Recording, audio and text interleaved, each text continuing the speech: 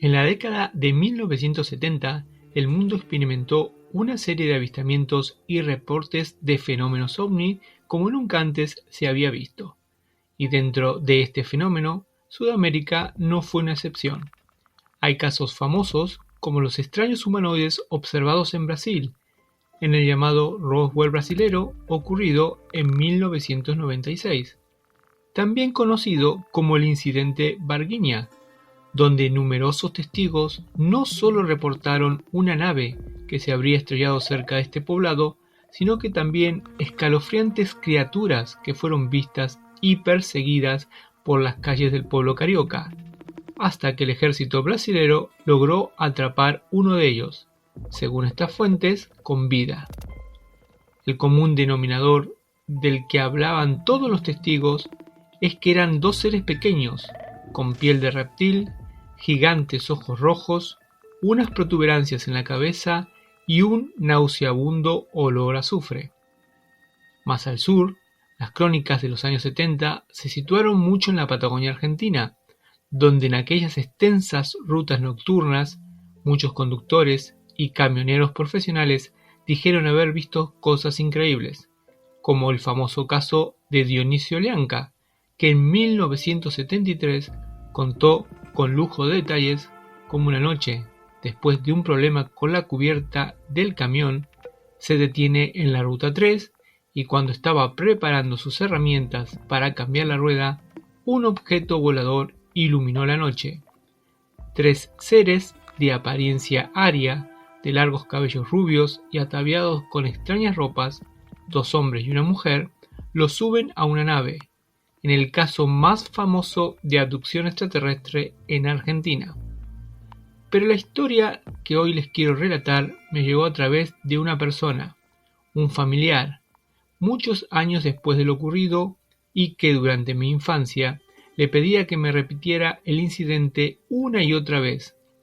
Nunca cambió una coma del relato y cada vez que lo contaba sonaba más real, por lo menos para mí. Ocurrió una fría noche de junio de 1977. Como sabrán, en el hemisferio sur es pleno invierno, crudo y frío invierno. El testigo, que llamaremos Ricardo, se dirigía desde un pequeño poblado en el sur de la provincia de Buenos Aires hasta una estancia, se llama así, para los que no lo saben, a una gran extensión de tierra, con gente que vive allí y trabaja en el campo. Granjeros sería la traducción más estándar. La estancia estaba situada a unos 25 kilómetros de distancia del pequeño pueblo, rodeado de dunas de arena que los originarios de allí llamaban médanos. Los caminos, en ese entonces y hasta hoy en día, se encuentran sin asfaltar. Son caminos pedregosos, anchos y extensos, pero de tierra.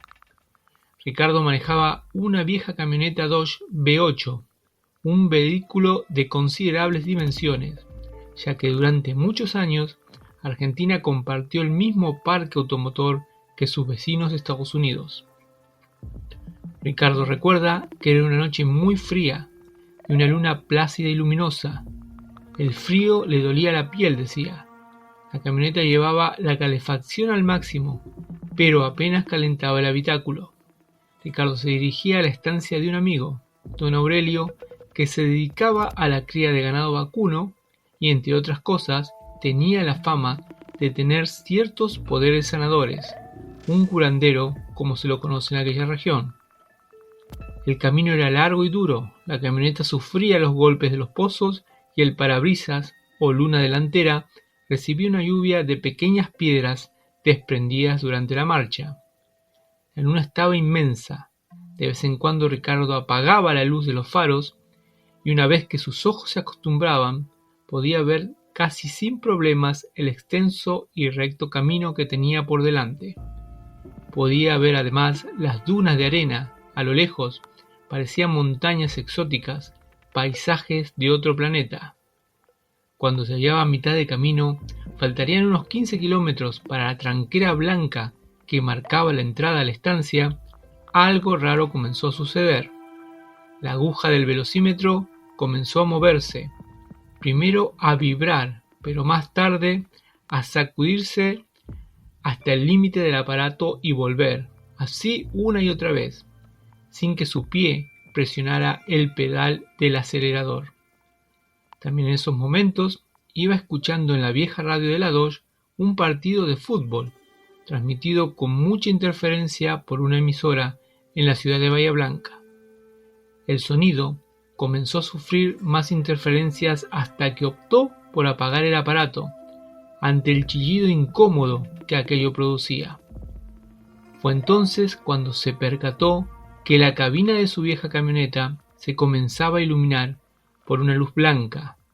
Instintivamente giró su cabeza hacia la izquierda, buscando la fuente luminosa, y pudo ver sobre el campo, sobre las dunas, lo que parecía una especie de esfera, muy bien delimitada, muy luminosa.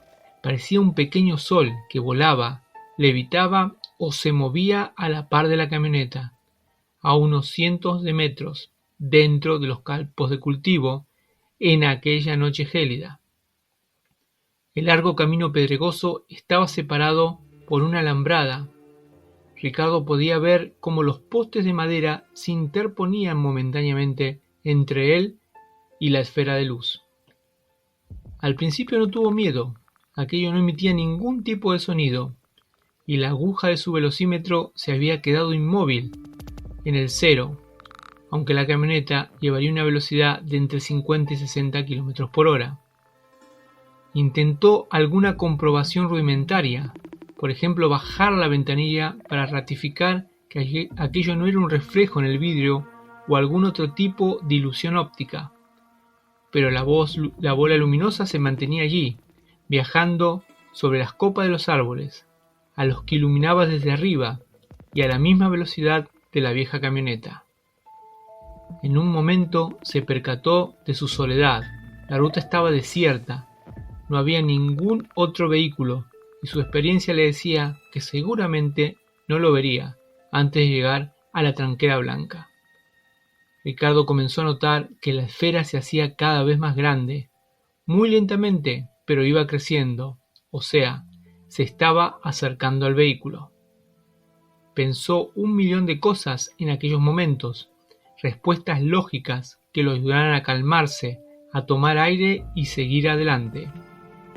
Pensó que podría ser algún fenómeno natural, un meteorito o algo más extraño, pero natural. Segundos más tarde, pudo ver cómo la esfera se elevaba un poco cada vez que se aproximaba una copiosa fila de árboles, para evitarlos, y luego volvía a descender a unos 10 metros de altura sobre el nivel del suelo. No, aquello tenía conciencia, estaba conducido, tripulado o manejado por alguien. Ricardo empezó a perder la paciencia y a sentir un miedo visceral por la extraña esfera que seguía escoltando su camioneta.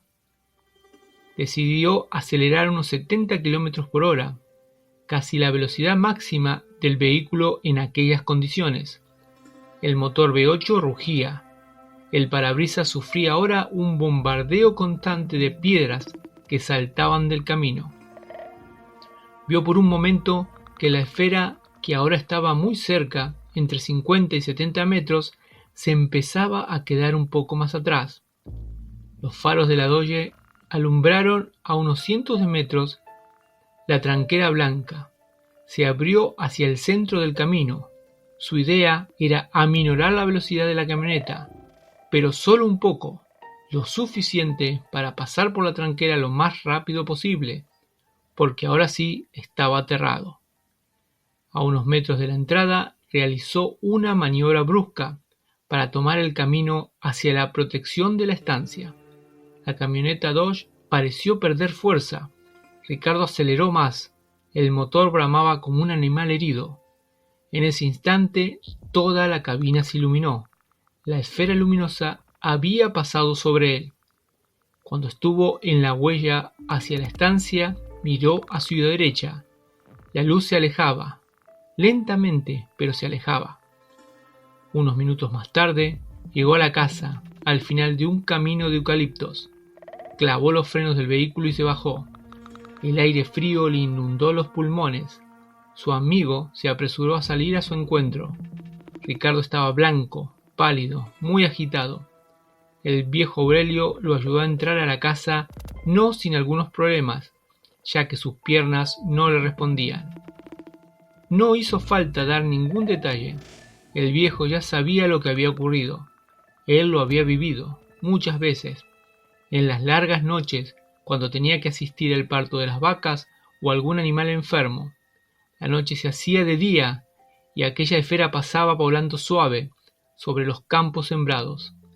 Pero nadie hablaba del tema en aquella zona patagónica. Simplemente trataban de no salir por las noches frías y de luna llena. Por favor, no se olviden de suscribirse para apoyar el canal y más historias. Cuídense y nos vemos pronto.